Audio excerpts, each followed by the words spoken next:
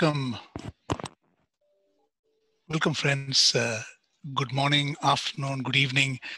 First of all, I really want to thank each one of you for taking the time to attend. We assure you a fantastic time for the next 1.5 hours. We welcome you to this webinar series called Churches on the Road to an Economy of Life and Ecological Justice. My name is Dr. Manoj Kurian, and I have a number of my colleagues with me. I'll introduce them to you shortly. It's a series of 4 webinars. It's built around the roadmap, a roadmap for congregations and communities and churches for an economy of life and ecological justice. This was created coordinated by Reverend Norman Tendis, a pastor from the Evangelical Church of Austria, who was a team member of ours. He was a fantastic person. He, unfortunately, on his way to Nairobi to inaugurate this in the UN conference for environment last year, he passed the air crash. So, we fondly remember him. And in fact, this is in a way a tribute to him. My Deputy General Secretary, Reverend Isabel Piri, commented in his memorial service that Norman walked his talk. She said that he was deeply rooted and committed to his congregation. He was actually working in the congregation, but also doing his work with WCC. And he committed to share his experiences and vision to the wider ecumenical family, and his focus and enthusiasm to how to reach the local churches to contribute to economic and ecological justice and in the marketplaces and in the communities and nations is something that we remember very fondly. So this series is dedicated to his memory in these difficult times. So friends, just to say that it's a series, and of course for you to and for us to understand that the concept that how we manage land, water, what we eat and what we drink, and where we source our food from, all have profound influences on the environment, on society, and our health. This reality challenges us to live responsibility on this wonderful earth. Now, we have, I don't want to take more time, but there are wonderful resource persons whom we'll introduce shortly. Now, I hand over the mic to my colleague Dinesh, who will talk about the methodology. Okay, thank you very much, Manoj, for that nice brief introduction to the series of webinar, the series of 4, the first going off today. And what a important day today to kick off this webinar series. As many of you would know, today being the 28th of July 2020 marks the 10th anniversary of the United Nations recognition of the human rights to water and sanitation. Many in the panel, in the speaker, and also among the audience are very much water activists and kind of revere this day, including myself. And we're very happy that we would get to hear something more as we get there during the course of the webinar. Now, very briefly about the methodology. This is a 1.5 hour webinar, as you know, and we would have basically 3 rounds. And in the first round, we would have brief presentations of about 3 minutes each from the 5 speakers to whom we will introduce shortly. And we would first round talk about the challenges and the strategies to overcome them. We will have various perspectives from food sovereignty to the local food system, the human right to water, privatization of water, agriculture, and on all these, what are the take by the young people? And that's what we will listen in the first round. The second round, we would come to the faith in action. And that is where we would listen to some of the case studies, some of the success stories initiated by people around the world. And the speakers would highlight some of them. Many of those initiatives are spearheaded by themselves. And then in the third round, we would have a Q&A, the most important session of today that many of you we would get to listen to. So we have about 20 minutes spared for the question and answer session. And that would be moderated by our newly joined colleague, our intern at the WCC, joining from the US, Annalise. And Annalise, at this time, would you like to just very briefly say hello and then say what you want to do in the question and answer session, very briefly? Sure. Hello, everyone. My name is Annalise 𝐿𝐼𝐶𝐵. I'm a rising junior at Cornell University and an intern for the World Council of Churches. I'll be working as a moderator for the question and answer section of this event. We've already received some great questions from participants during the registration process. If you have another question you would like to ask the speakers, please post it in the chat box. And speakers, I will bring your attention to about 2 or 3 questions at a time in order to inspire a lively conversation. Okay, thank you very much. And after that, the 4th round basically is concluding round, and that's where we would have the last word from each of the speakers, probably a sentence. And then Manoj and myself will be moderating the session, would try to summarize in about 5 minutes. And that would be the webinar, and then we would follow it up with the help of our communication colleagues. A news release and a brief report would be then shared. All presentations that would be presented will be shared, and many more resources. So with this introduction, I give it back to Manoj. Thank you, Francis. Just thank you, Dinesh. Also for you to remember that the webinar 2 talks about confession for just and sustainable consumption. Then that's the following week. Webinar 3 is for life, not profit, churches and alternative economic actors and spaces, as churches as economic economic actors and spaces. And also the 4th one, powered by faith, churches promoting renewable energy and climate protection. This is just a kind of a commercial for the upcoming webinars. I just want to briefly introduce you to our wonderful speakers. We are so grateful that we have them here. Really great authorities. I will just take alternatively, we'll introduce. First, let me introduce you to Mr. Mervyn Abrams. You will shortly, he will be addressing you. He's South Africa-based activist and researcher, focusing on livelihoods and access to food and the impact of the economic trajectory on the poor and working households. It's a very, he currently coordinates the Pietermaritzburg Economic Justice and Dignity Group, and a very significant player because he does evidence-based work with his colleagues, policy work at the country level, and actually links up how people are managing to have food, how it is impacting their livelihoods. So we will be shortly hearing from him. Dinesh? Okay, the next I would try to introduce Dr. Maud Barlow, and I think she needs an introduction, but it gives me a lot of pleasure to say something about her. And on this day, particularly when we mark the 10th anniversary of human rights to water and sanitation, she has greatly influenced this reality, which we take for granted today. She is a very famous author, activist, and she has been awarded over 14 honorary doctorates, just to say the least, and very, very profound activist. And we became, as World Council of Churches, it became a blue community in her presence in 2016 here in Geneva.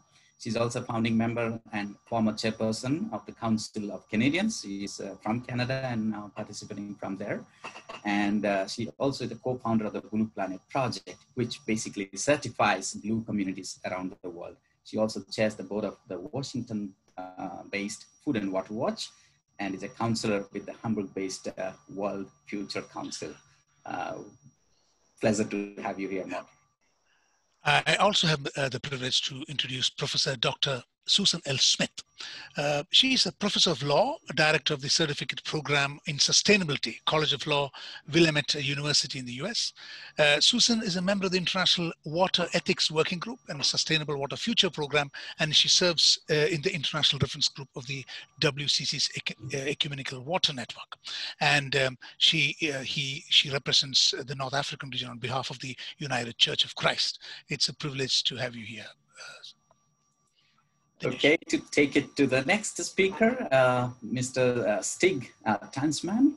If you can wave Stig. Okay, Stig is from the Bread for the World in Germany, a very strong partner of the World Council of Churches.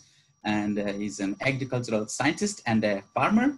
And Stig works, of course, as I said, in Bread for the World and deals with the agroecology, bioeconomy, genetic engineering, and the global effects of the meat production, the influence of the private sector, and so on.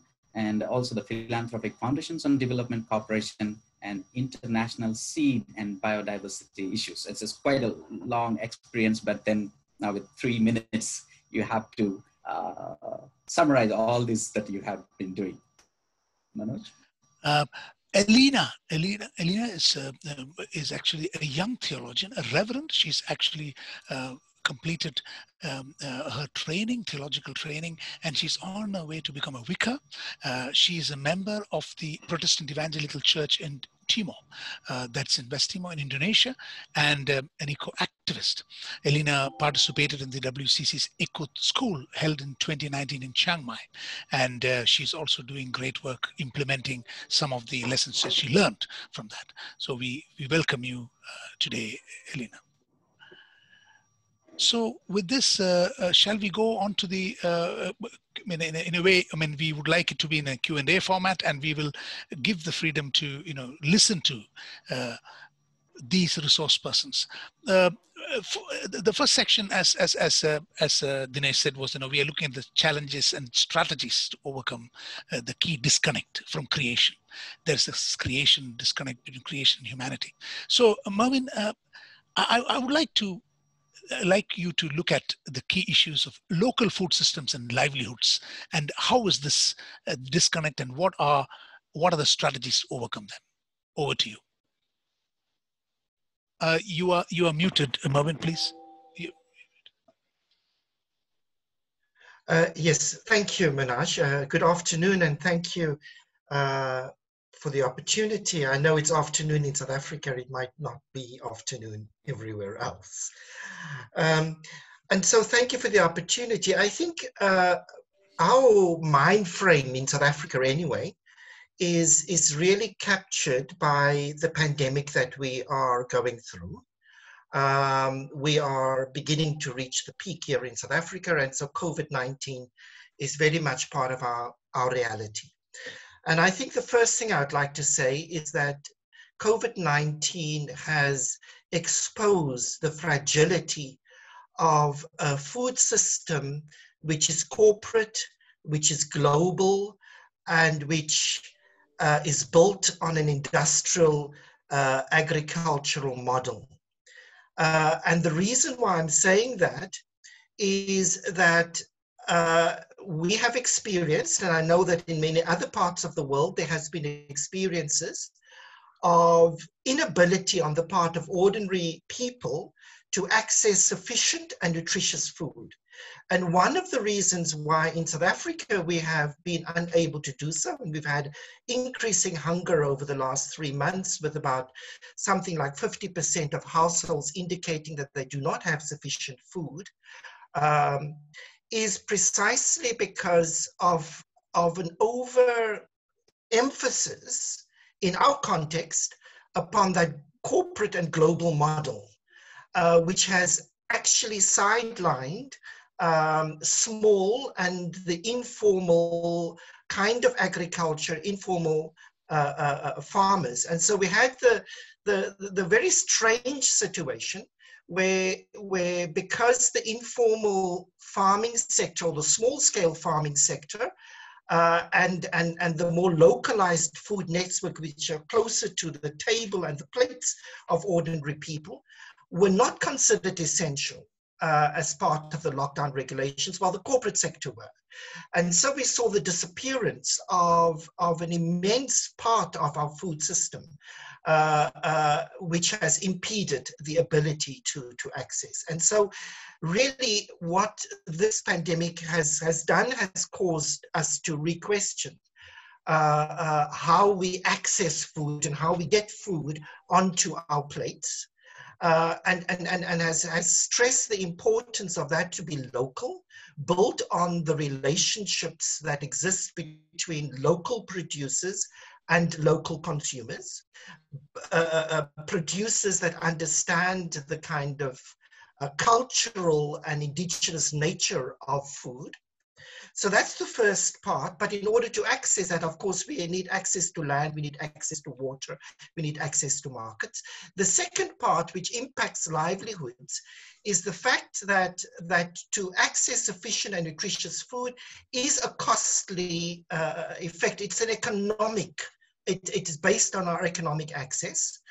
And so we find that particularly corporatized and industrial food system, the cost of production is so high, in some cases, in our case anyway, it might not be the same everywhere else, that it excludes the possibility of ordinary people to buy it. So we've seen the price of a basket of food increase by about 8% over a 3-month period. But because people are home, they required more food. So the food expenditure of households increased by something like 30%.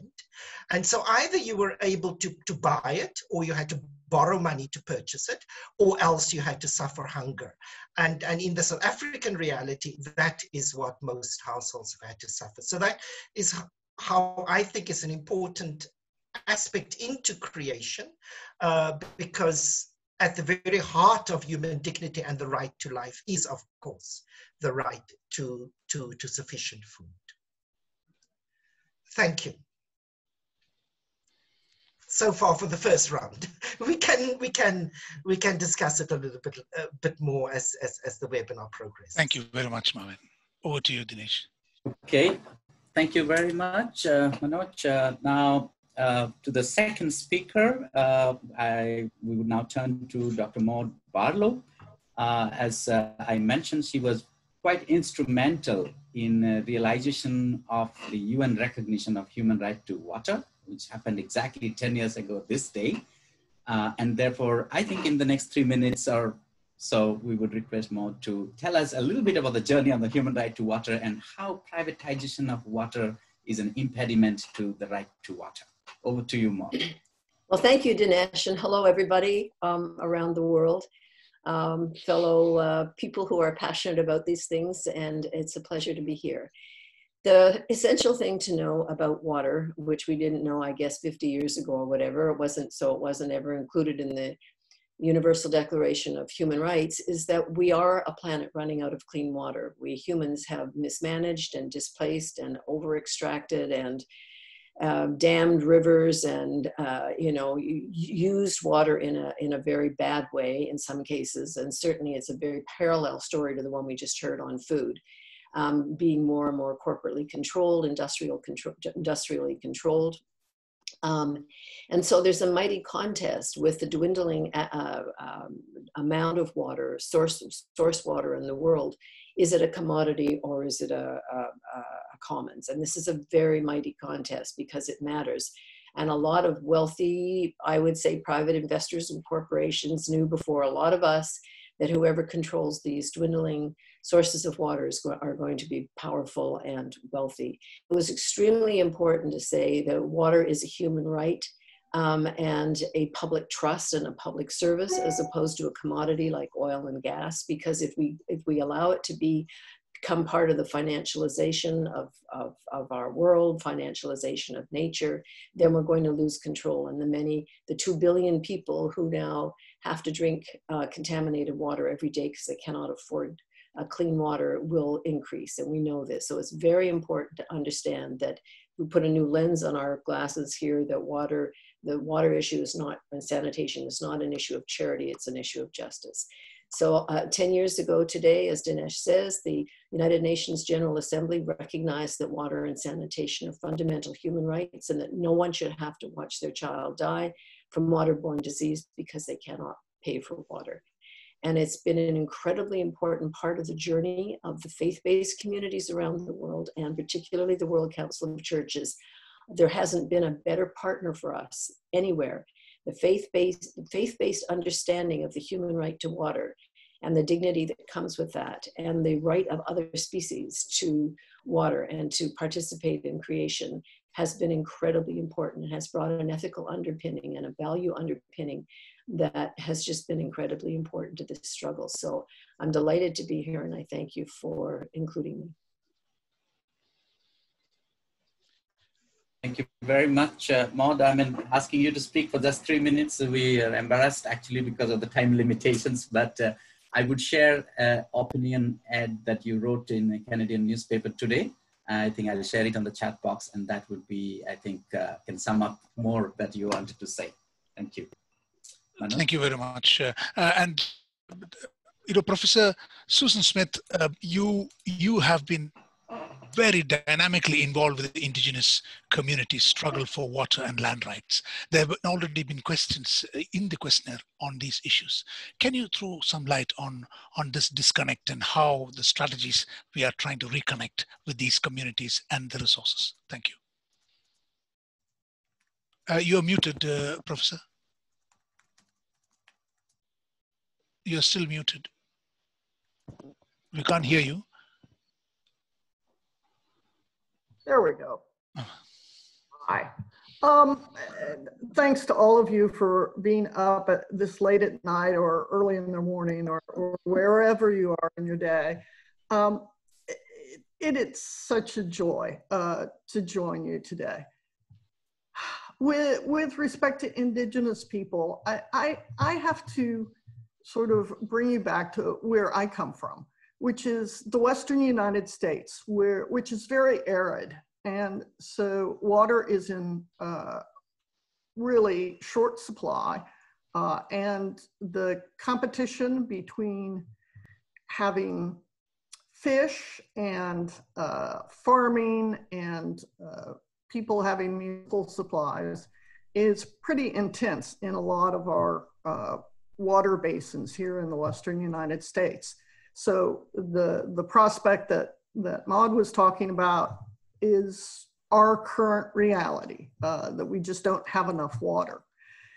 And one of the things that I've found as I've worked on water justice issues over the last dozen years or so is that it is very clear that Indigenous people are last in line to get water.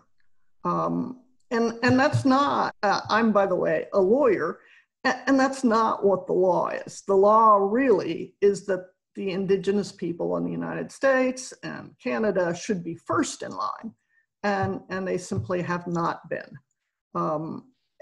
In my context, North America, there's almost a contest on between Canada and the United States about who's going to treat Indigenous people worse with respect to water. In First Nations in Canada, as the Council of Canadians has made very clear, we have about 100 First Nation communities that don't have water that's safe enough to drink, to wash their vegetables, to brush their teeth, to take a shower. And as a result, these folks have much shorter lifespans and have real health problems. But as you find in a pandemic, it's no longer just those minor problems. You know, in ordinary times, people are sick and they die early. In pandemic times, people get gravely ill and die when they don't have clean water. And that is what has been happening in First Nations and in places like the Navajo Nation, which is where my focus has been just in the last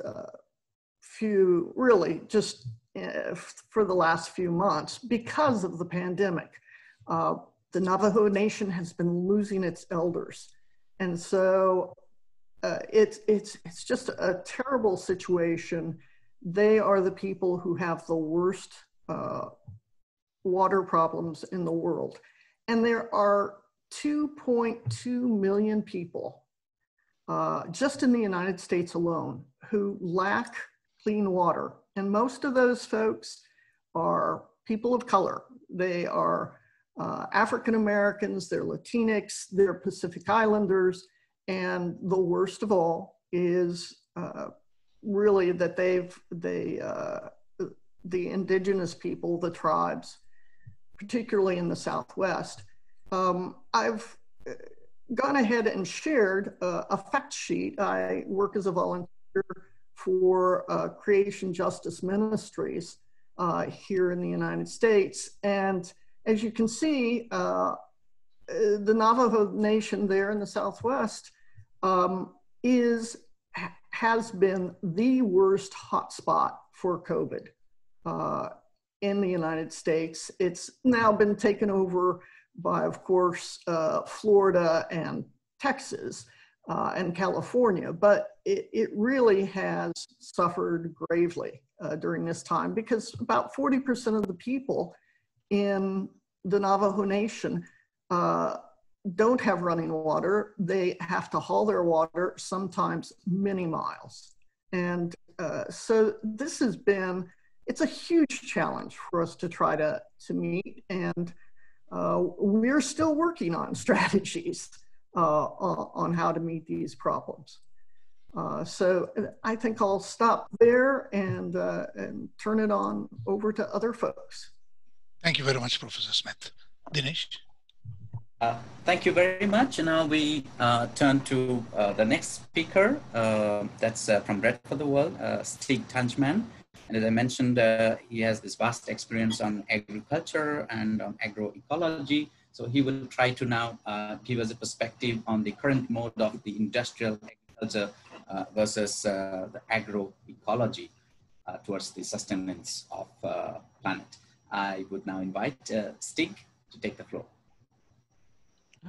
Yes, thank you all for being here and coming. Yes, it is a big topic that we as Bread work a lot on industrial agriculture and agroecology, and we see that it's deeply linked with the question of food systems. So I would maybe also take off a bit where Marvin ended, because it is the question, how do we come to a healthy food system, is very much related, how do we have a healthy and a good agricultural production systems. And as Bread for the World, within Bread for the World, I work in the policy department, so I follow up a lot of political processes. So there are very interesting processes or very concerning processes, especially in the Committee for Food Security, the CFS, where we have on the one hand a process on agroecology with policy recommendations, what states should do to bring agroecology forward. And also we have a process on voluntary guidelines for sustainable food systems, which is something that we are working on with our partners, and also where we challenge the German government a lot to bring these processes to a good end. And we must see, if we speak about creation, well, the industrial agriculture system is very much based on uniformity. So we have to deal with uniform systems versus diverse systems. And we have also, regarding in the creation, working with biodiversity, which agroecology does. It is based on biodiversity. And I would say the industrial system is rather working against biodiversity. They want to single out certain crops. So we have the situation that worldwide we eat only 9 species, which food crops, which is way too little for having a good and healthy diet that brings us forward. And for us within Bread for the World, it is a huge challenge that we see, especially also within the pandemic, how to get forward. And we also, on a global scale, observed what you, Marvin, also described, that it is the system that is trying to push further its might and to push further its market shares, and not the agroecology system, which would rather better help. So we have seen that within the industrial system, a lot of people cannot access their seeds because they don't have the seeds anymore on the farm, and they're dependent on industrial seeds that are delivered. And with all the disconnectivity caused by certain lockdowns, they could not sow their seeds, which is a huge problem. So this is something we are also working on to make the point. We need a very, very different food system. We need to come back to work with creation, not against it.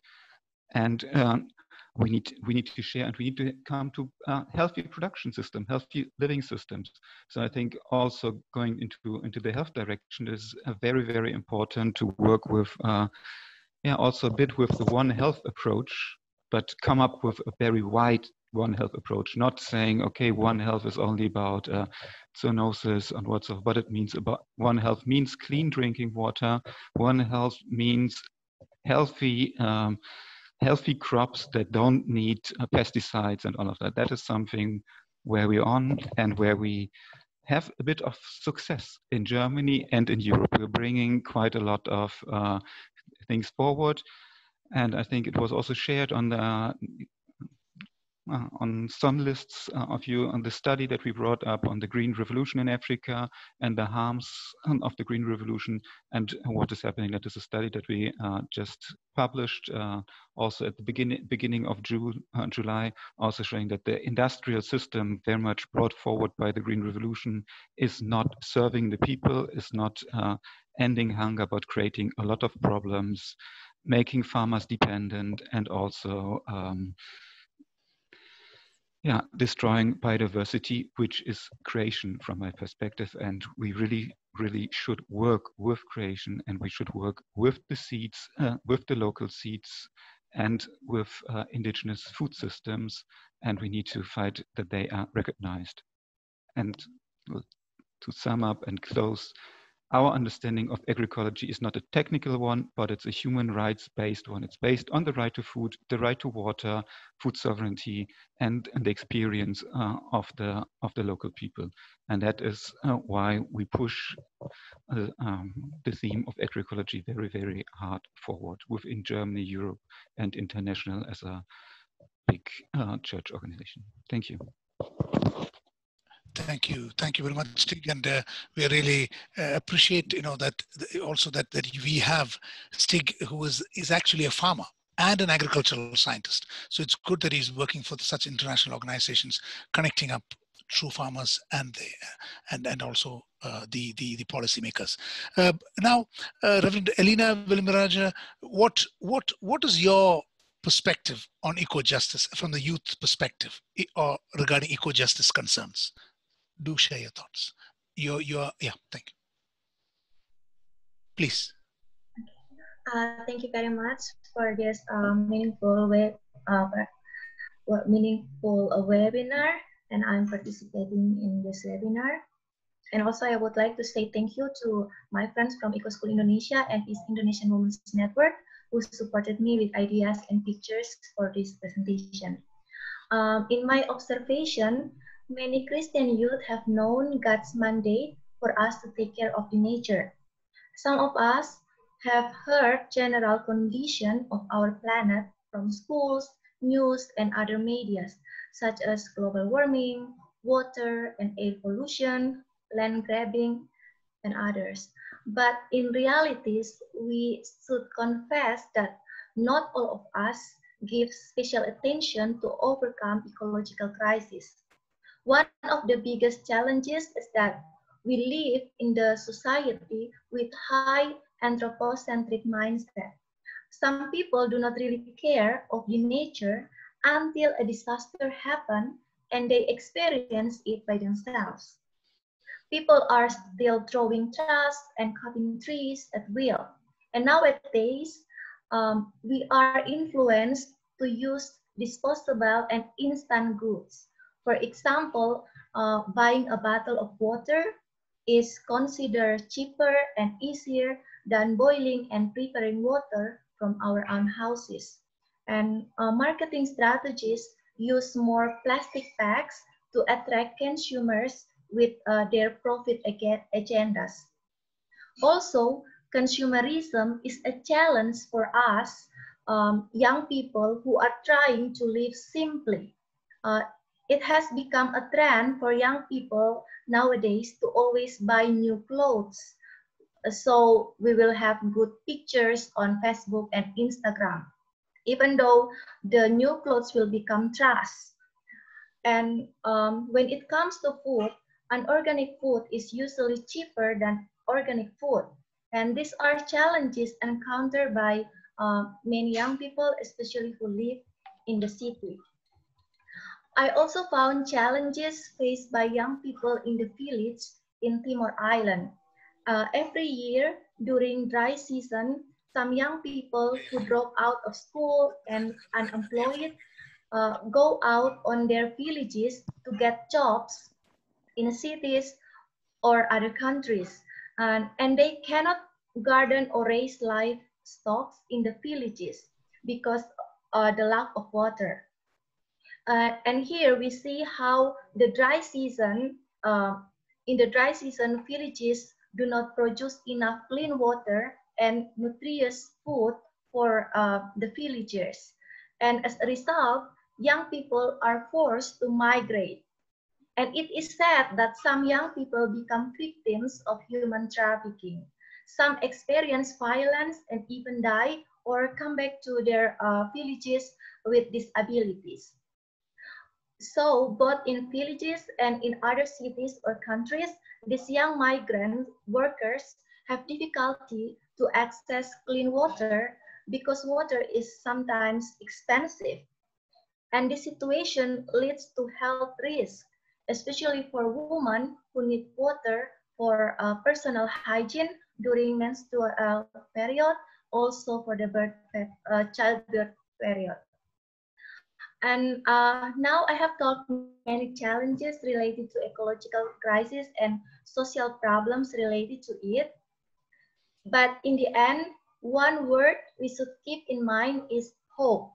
Having hope is essential in Christian belief, and hope should be translated into actions, such as through liturgies, sermons, worships, and green protocol activities.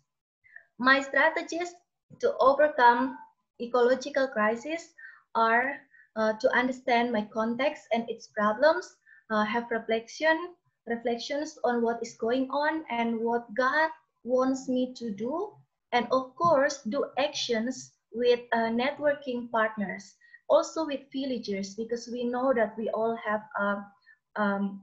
we all have knowledge and capabilities to do actions. Thank you. Thank you very much, Elena. We will. This session has actually given us an overview of some of the key issues. Now, we would like to go into the second round, where we are looking at faith in action. How faith communities are making a difference and working towards some practical examples. So we'll begin with Mervyn on the concept of food baskets in policy and advocacy. Mervyn Abraham. Thank you, Minaj. Thank you. I think I'd like to just thank Dr. Maud for stating that water is not a commodity. And I think exactly the same thing right across all of creation. Food is not a commodity. Food is at the very basis of our health.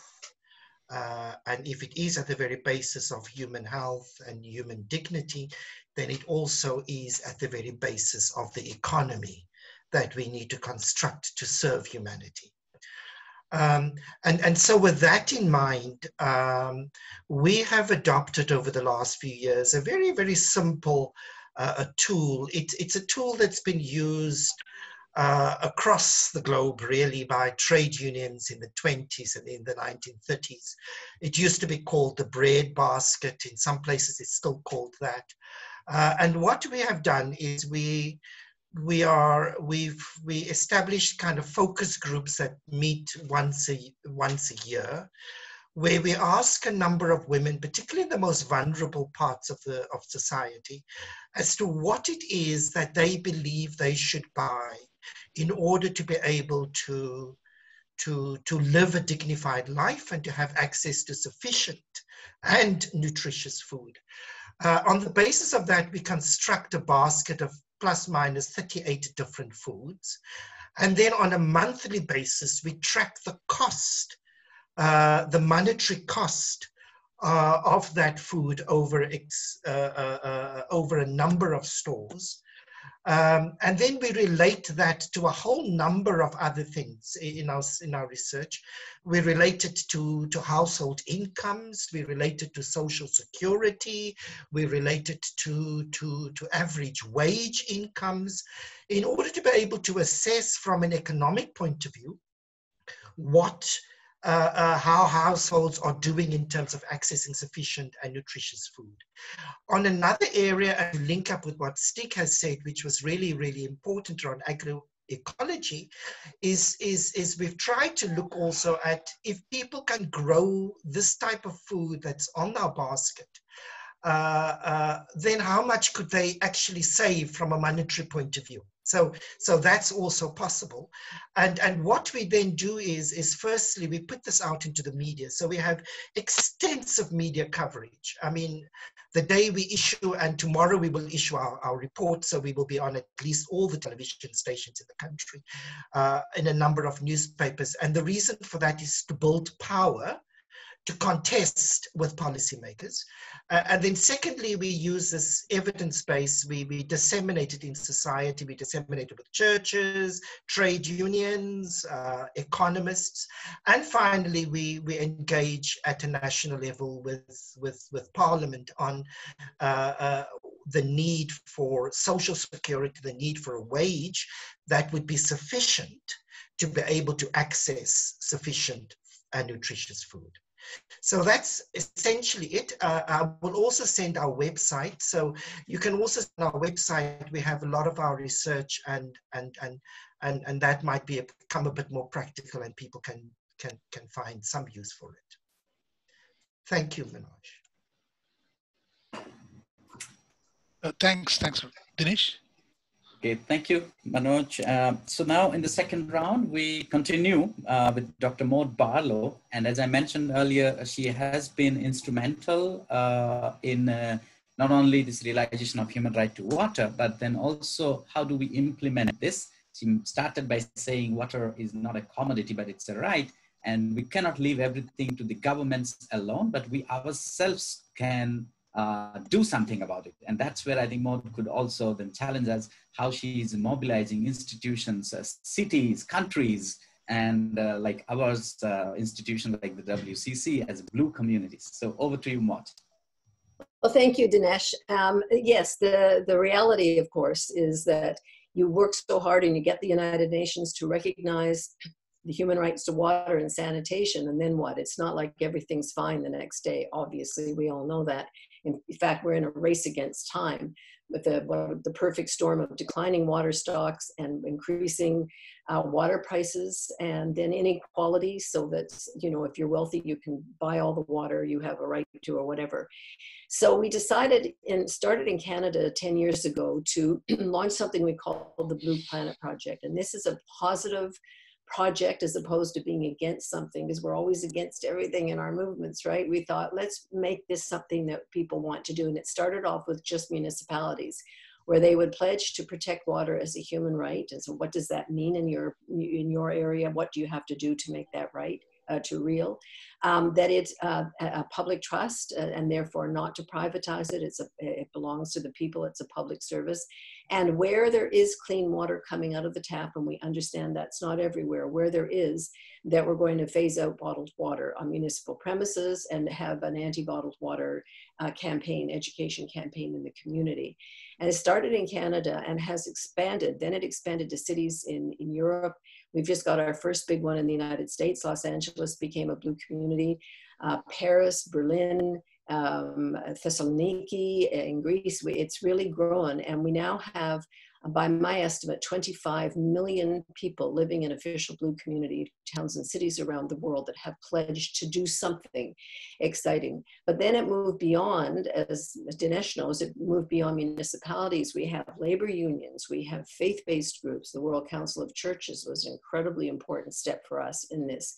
We have universities, a number of universities and high schools, and we have a public school here in my city in Ottawa that's going to become the first elementary blue community in the world. The kids are terribly excited. We're just waiting for COVID to calm down a bit to make that official.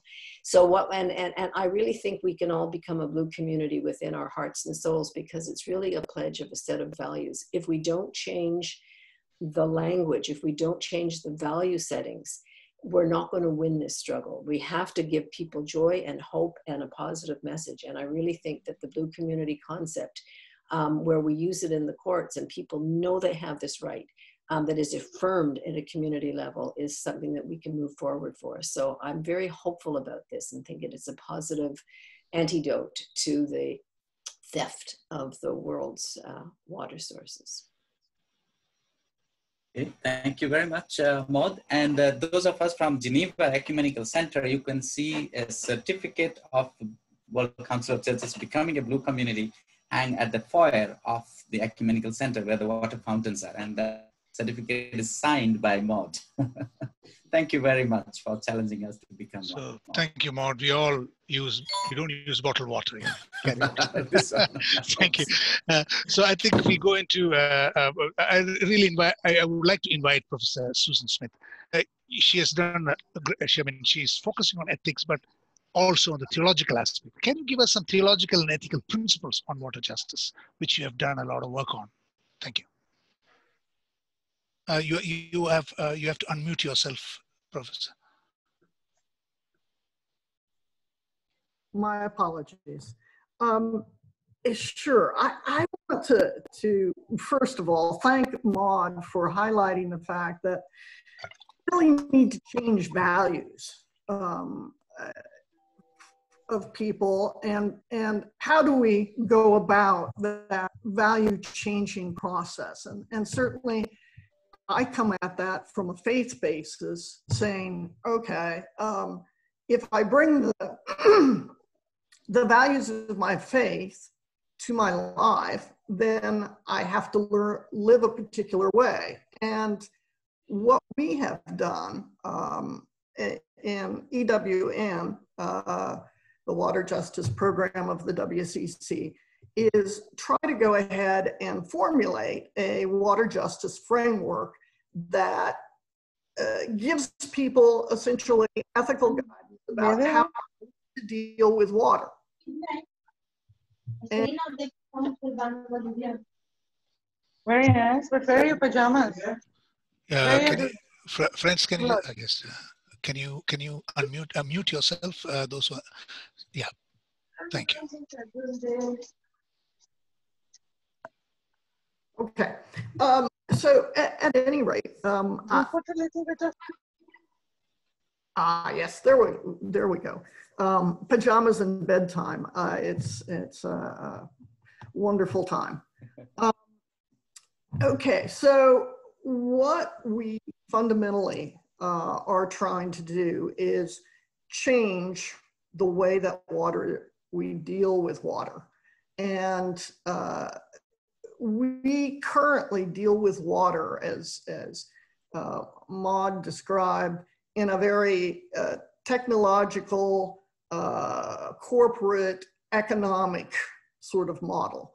And so really we need to shift from the economic model to a more life-based model.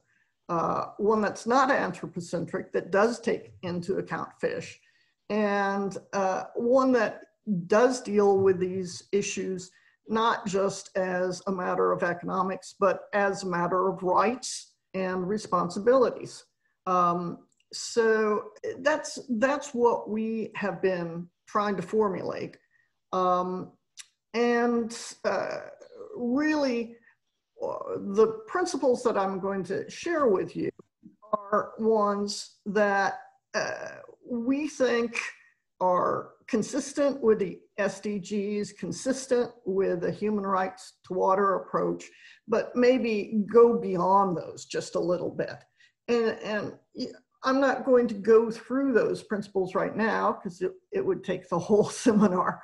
But this is the work that we did at the Ecumenical Water Network through theologians, and most importantly, it turned out that the most important influences, I think, on these, there are 10 water justice principles that we developed.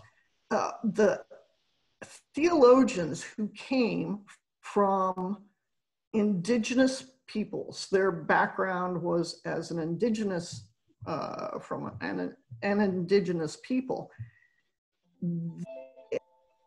they were just the most fruitful theologians with respect to these principles.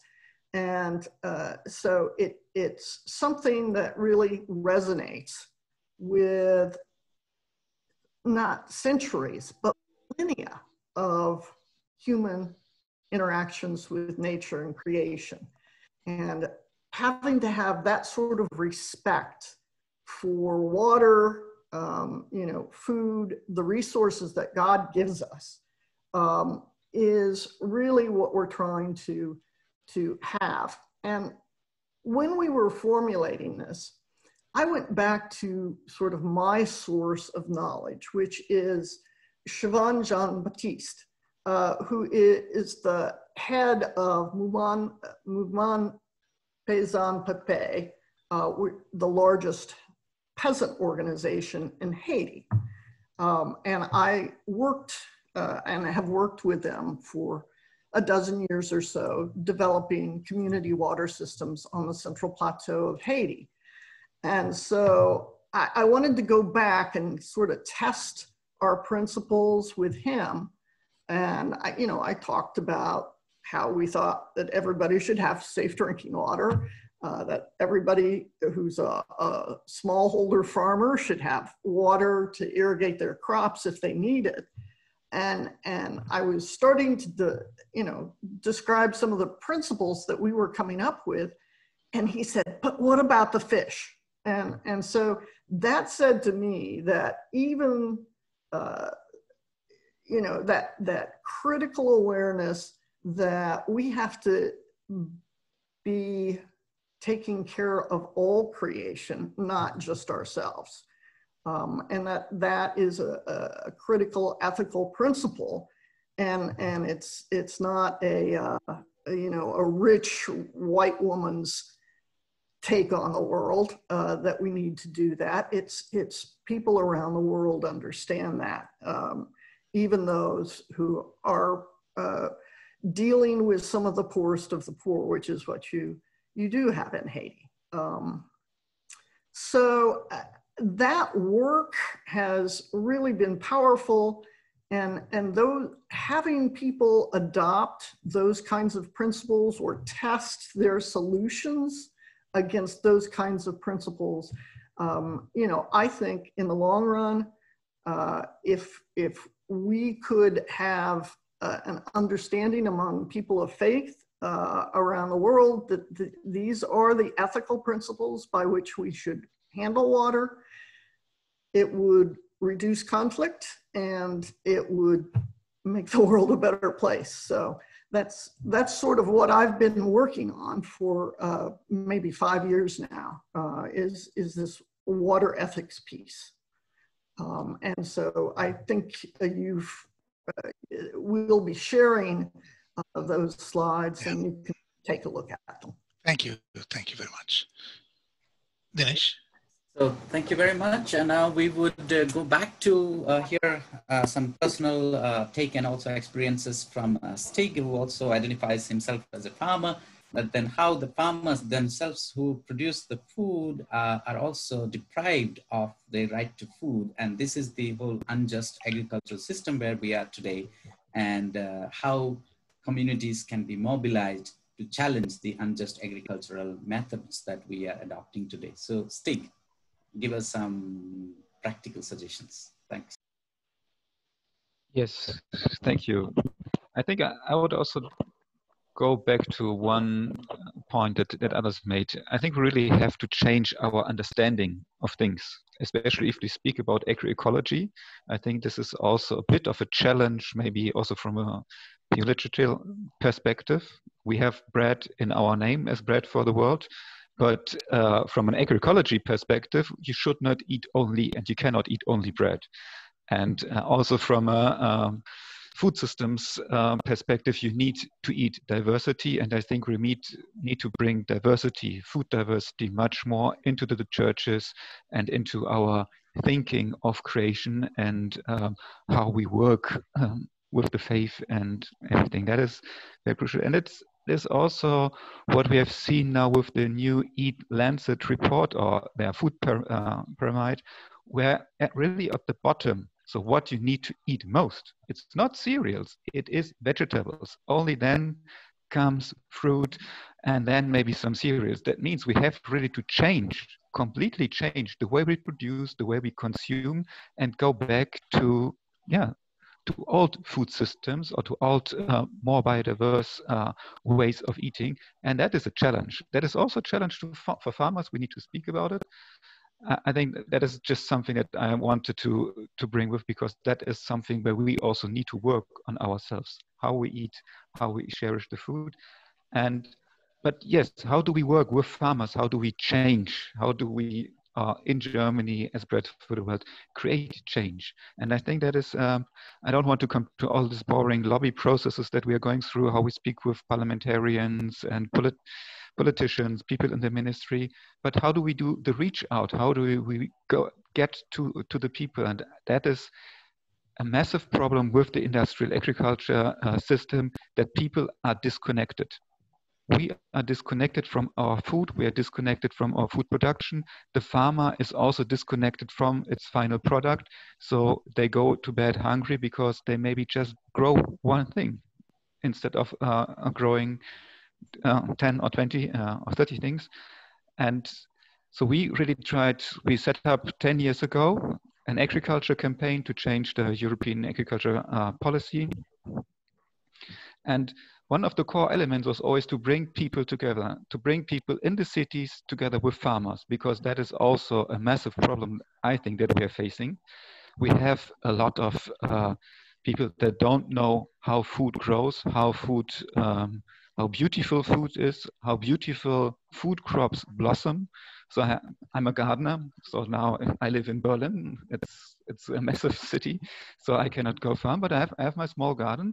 And this year I just had someone coming and say, "Oh, what is this beautiful flower that you're growing here?" And I was, "Which flower?" "It's rocket." It's just, I'm just duplicating seeds here. So, but she goes, "No, it's so nice. Can I have some seeds?" Because I love how it blossoms, and it makes a lot of good seeds. It is good for bees, good for beekeeping. And I mean, you get more seeds than you can ever use. So you can even make mustard or something from it, or you can make sprouts. So, and I think that are the things that we need to recreate and rethink, and to come into this direct interaction with people. That's what we're trying always with this My Agriculture campaign, and also reach out to the youth. So we have, I don't know, some of you might have known, we have this one, we have Fed Up March once a year, where farmers from all over Germany to Berlin with their tractors, and a lot of the environmental youth movements are also with us on the streets, usually 20 to 30,000 people in the middle of winter. But in the evening before, we do a disco soup.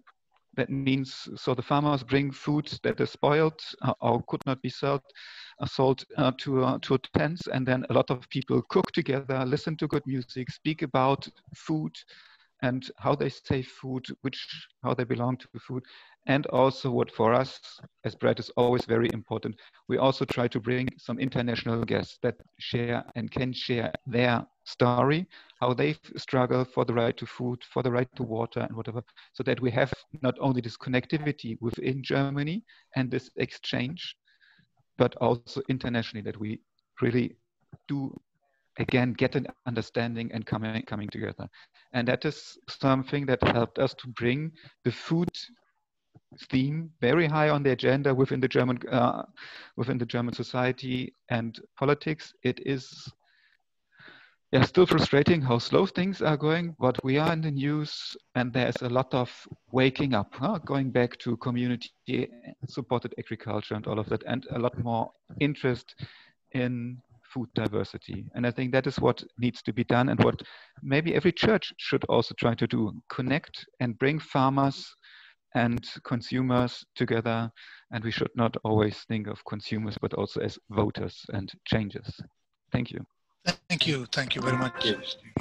Yes, it's also just to remind you that the author of the roadmap, Reverend Norman Tendis, as a pastor, he had a green church. He had a church where they had also land which was given to the congregants, and also some migrant people in the refugee camps, so they can actually cultivate the food. And so practically they were practicing it in their congregations. And we see this happening in many congregations. We need to connect up back to our creation through what we eat and what we drink. I will now invite Reverend Elena as a youth eco ambassador, because they had this wonderful experience. We have been having this eco schools in different continents. The last one was in Asia, which Reverend Elena participated in. Before that, it was in Africa and also in Latin America. Now, what can you share us? Can you share how you have practically become eco ambassadors after the school, Elena? And while Elena is presenting, I can also encourage you're already writing your questions and comments in the chat box, because after Elena, we get into the Q&A session. So you may write down your questions targeting towards some speakers that you want to ask. Thank you. Okay, thank you. As I said previously, that having hope is a key to work for a better earth. And I have seen people, including younger generations, who are eagerly campaigning for eco-justice.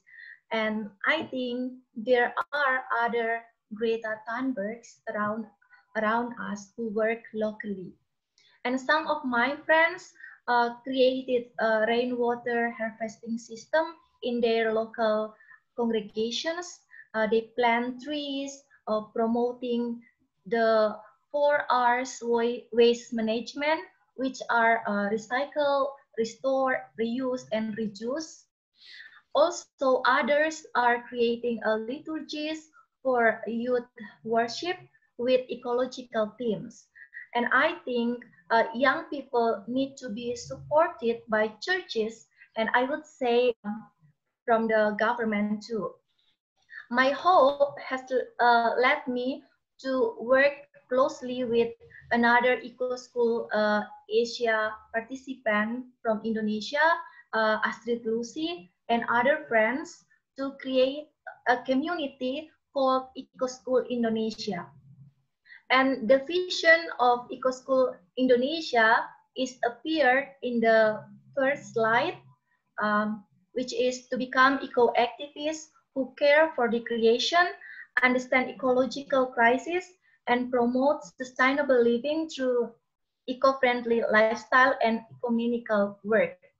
And we created this community as a follow-up project after participating in WCC's Eco School Asia last year. And together, my friends and I organized 3 activities.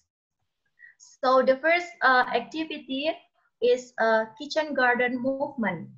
So in this activity, we invited 50 participants to do gardening, and the objectives of this movement are: the first is encouraging young people in the city to do a meaningful activity during a social distancing period. Second, maintaining food security as a response to COVID-19 pandemic. Third, participants can write their own reflections based on their gardening activities. And fourth, participants can share their agricultural products with their neighbors or the needy, because food is also a symbol of hospitality. And we motivated participants to become motivators for other youths through their social medias, how they share their reflections. And in the beginning, actually, we provided vegetable seeds, polybags, and organic fertilizer for the participants. And we visited participants virtually and directly to see their efforts. And one of the reflection that I want to share with you is written by my friend Lucy Pulamau.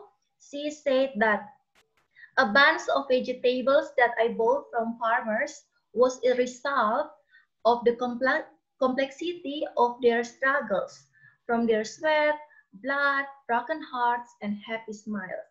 So when they do gardening, the participants also are motivated to think about the food production, how did we get food, and how the farmer's life, and we try to understand what the struggles that the farmers experience.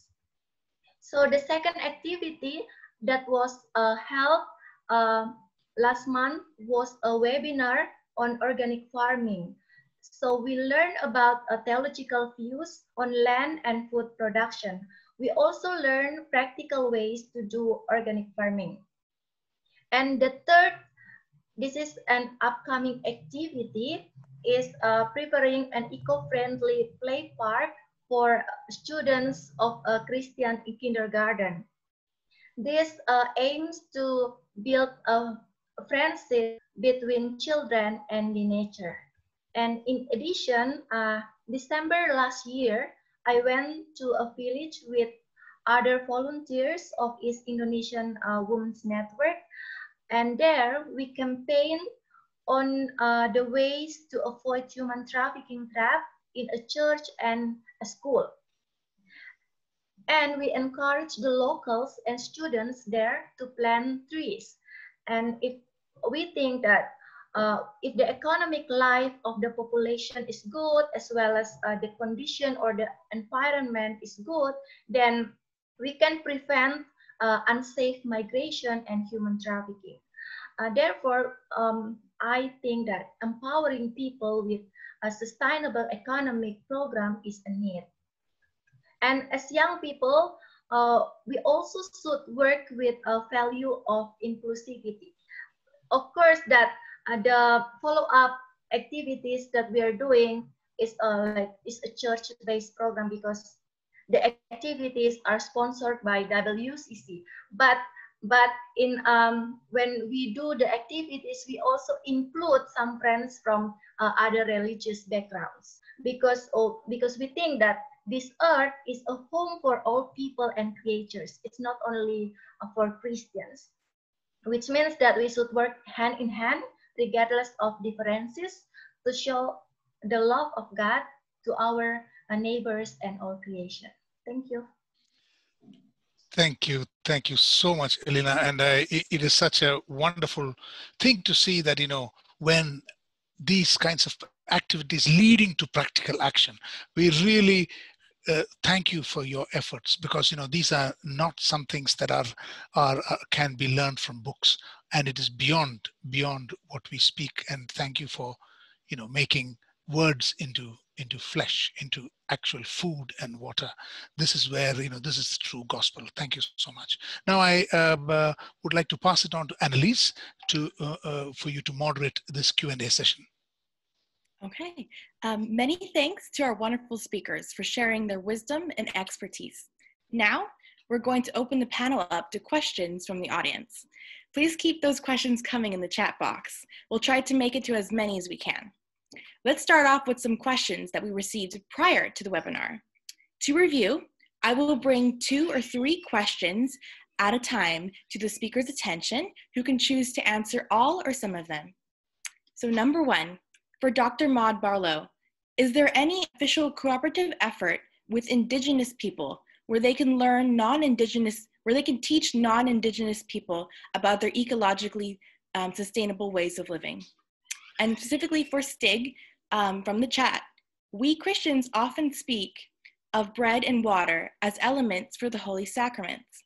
How might this idea inspire us to work for the just sharing of land and water? And number 3, for everyone, what strategic role can local and international groups like the UN have in protecting indigenous lands from threats to land and water represented by mining and dam construction? I'll be posting these questions in the chat for your reference.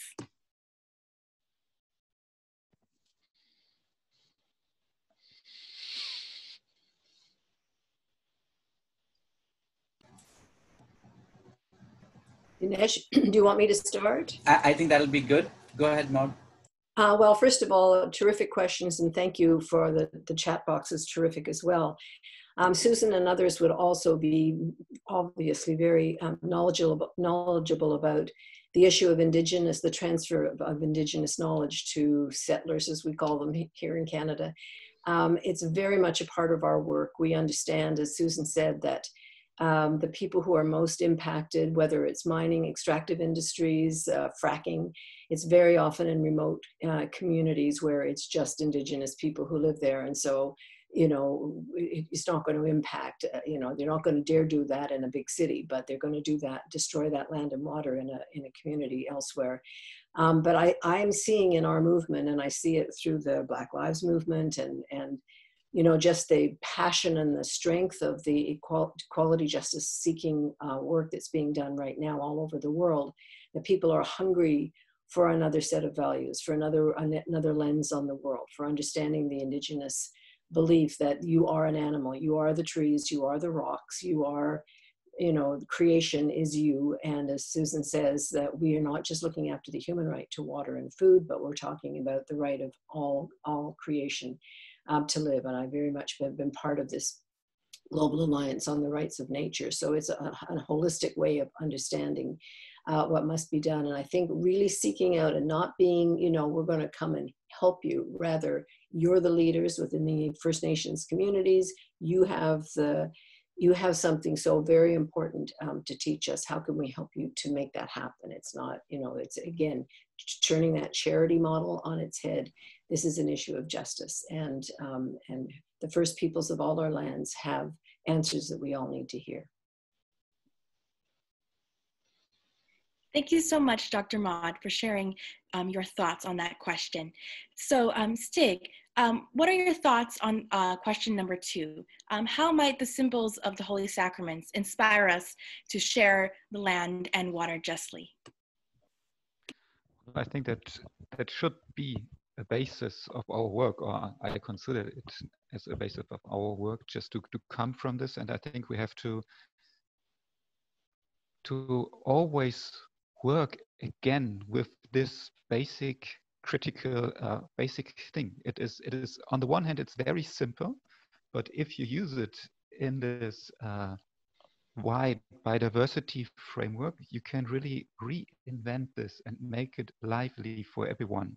Again, it is very plastical, it is very touchy, and we should work on that. And it's also, of course, it is then also linked to the fight against commodification. We then also must say water is nothing for sale, it's a human right.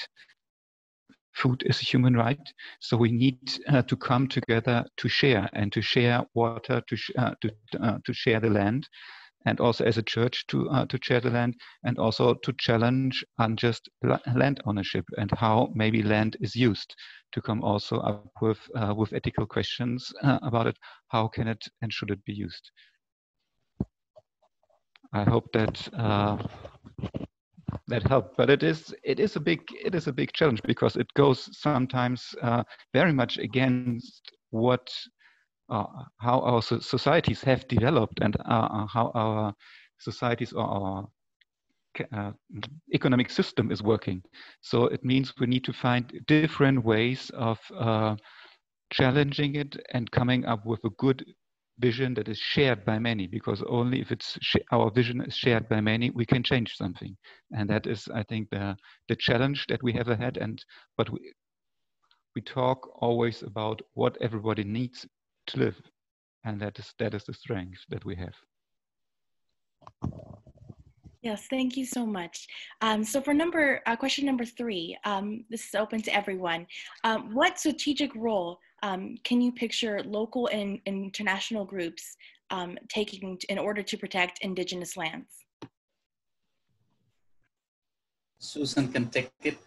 I'd like to at least give a first cut at that answer. I guess the first thing I have to say is that we have to be very careful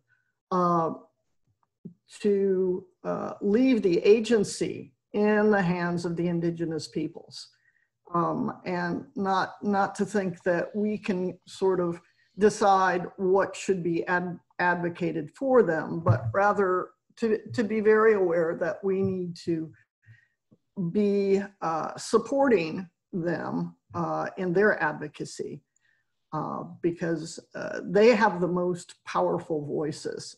It's amazing. I have seen someone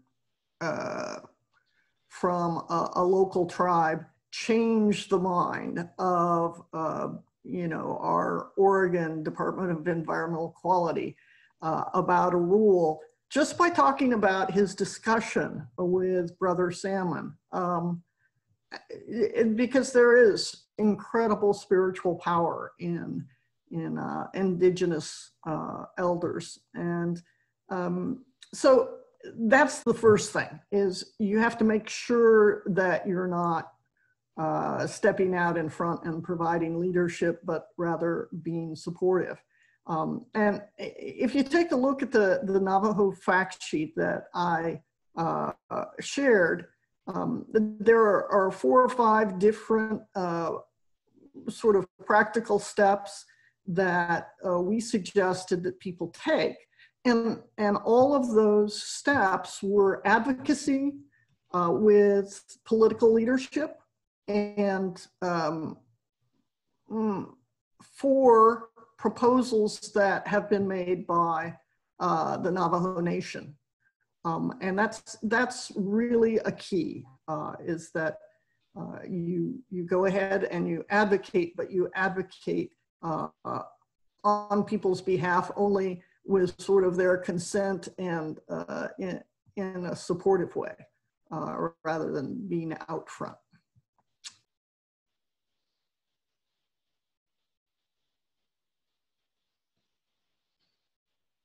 Wonderful. Does anyone have anything else to add? Yes. I could answer that. Elena, you first. Oh, okay, thank you. For this question number 2, in Christian belief, we all agree that, and as it is written in the Bible, that Jesus is the bread and water of life. So if we say that we honor God, means that we also have to honor our food, the way we produce the food, and we eat moderately. And also, we have to share the love of Jesus with others. So taking profits from food production is not really a good way, especially if we make the poor becomes difficult to get the food. Of course, we have to be just in food distribution also. And also for the question number 3, I think we need some strategies. For example, like we provide data in a local base, data such as the history of the land and how many people live there and what they really need. Also, we build a network among churches, government, and also NGOs. And we have to understand local culture and how indigenous people, they honor their land. So by understanding their culture, then we know what should we do to protect their land. So regarding this question on indigenous people, we have spread for the world, of course, support a lot of indigenous groups to take part in United Nations conferences so that they can speak and lobby for themselves.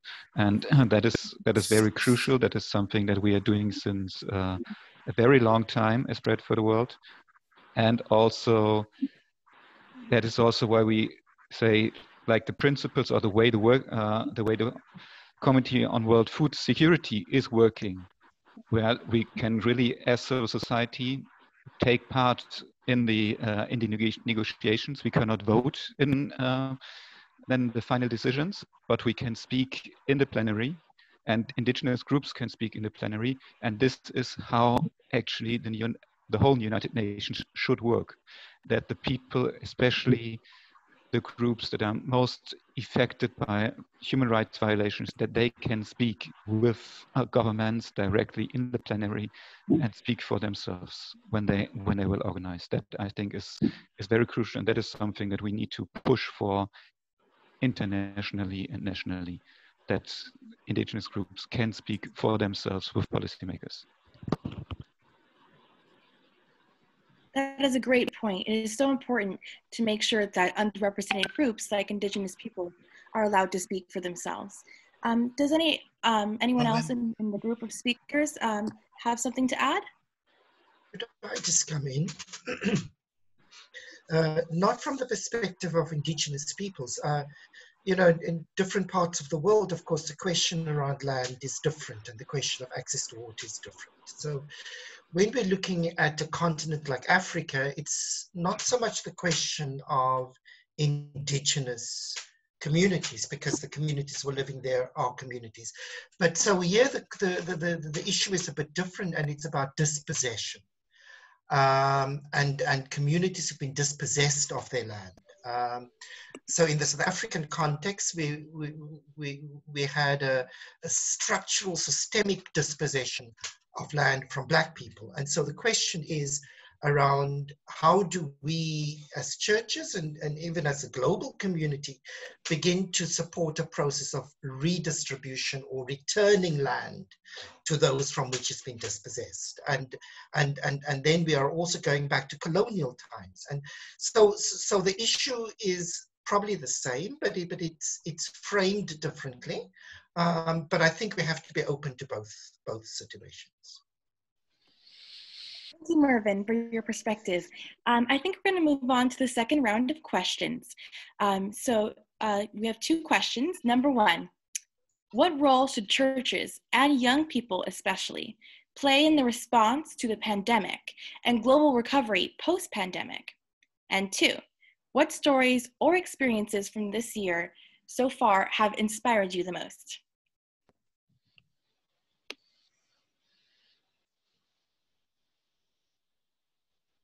Perhaps, Dinesh, I can take a stab at this.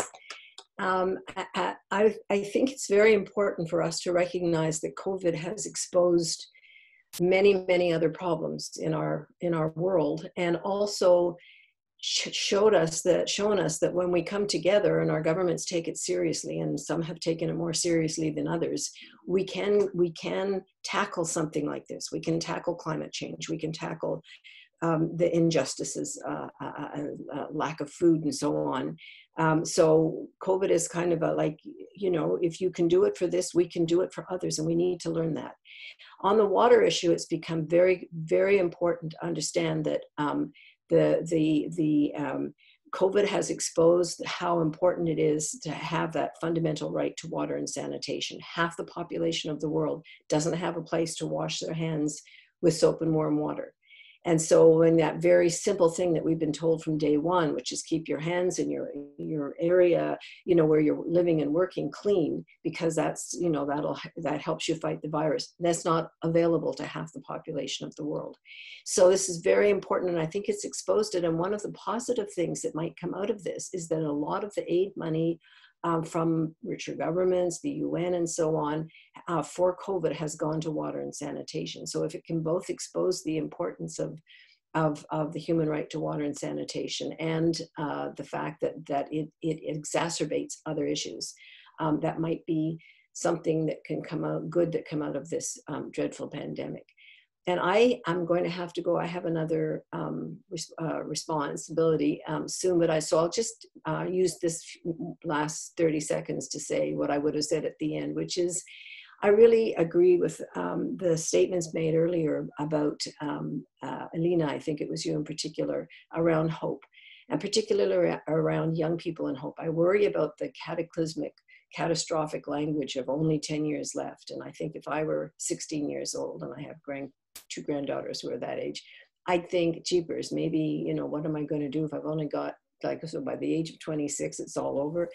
I think it's really important that we understand that humans got us to the place where we are.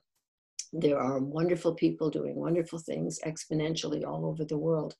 And faith-based communities are playing an incredibly important role in translating and leading the way to the path forward. So I want to end with this notion that hope is a moral imperative. It's something that has to get us up in the morning. It's something we have to share with one another. And if we're going to learn anything from COVID, it's the values that matter most to us. So thank you for letting me be part of this. It's been an absolutely wonderful experience.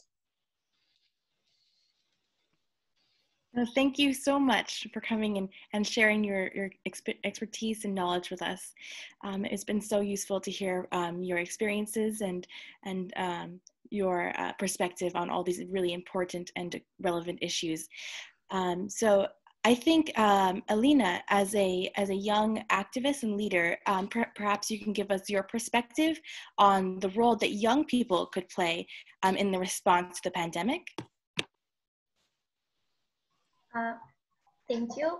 I think during this pandemic, we should avoid like hierarchical structure that often limited our participation, and the church has to give more chance for young people to do good things. For instance, in my experience as young people, some friends of mine, they share food, clothes for the people who needs the goods. And also because young people are very good in using social media, so we also use we also campaign to prevent the COVID-19, use the internet, Facebook, Instagram, things that easy for people to access. And yeah, I think the church also has a role to transfer knowledge that may help people to reduce our fear and think that even though many data say that there is a data say that we lack of food, but we still have abilities to overcome the food crisis during this pandemic. That's one example that reduce the fear from people. I think that's what I can share. Thank you so much for your response. Well, it seems like our Q&A, our time has almost come to an end. If anyone wishes to share any last thoughts on those two questions. Sure, I'd like to chime in just for a moment. I think what's really clear from the pandemic experience is that some of our society, it exposes the deep inequalities in our societies, and that the churches need to seize this as the moment to argue for a transformation of society.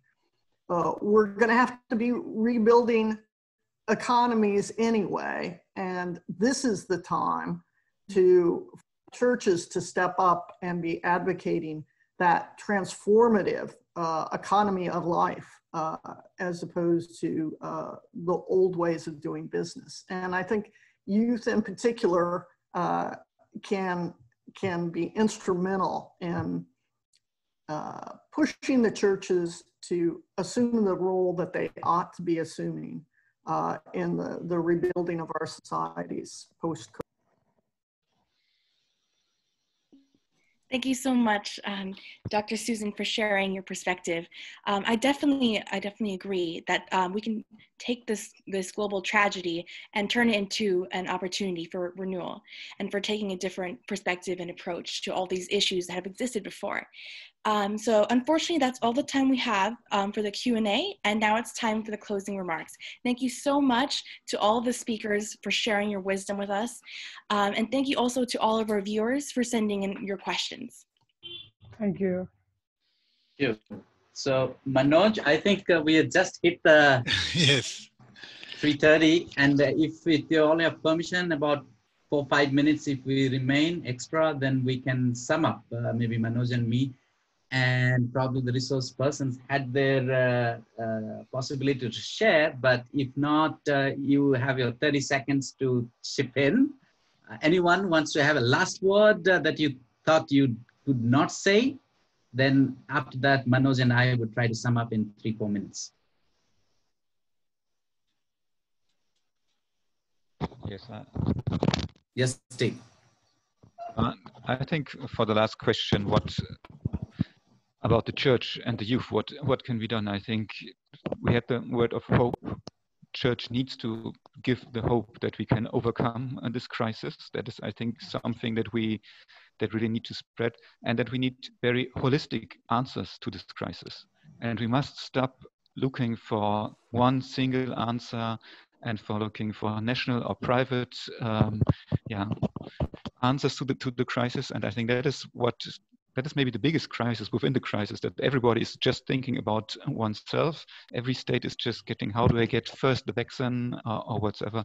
And I think that is something that we need, the church just need to challenge, and then they must say it's a global crisis, and we with our faith come together and we work for a solution and work to overcome it. And the world after the pandemic has to look different. It has to be more just. It has to be much more rights-based and all of it. I think that is something that we must bring forward. Okay, thank you. Can I just also yes. add yes. just to the question of the role of the church, and I agree with what every speaker had said about hope and about values and about message. But we must also not forget that the church is also a very important economic actor.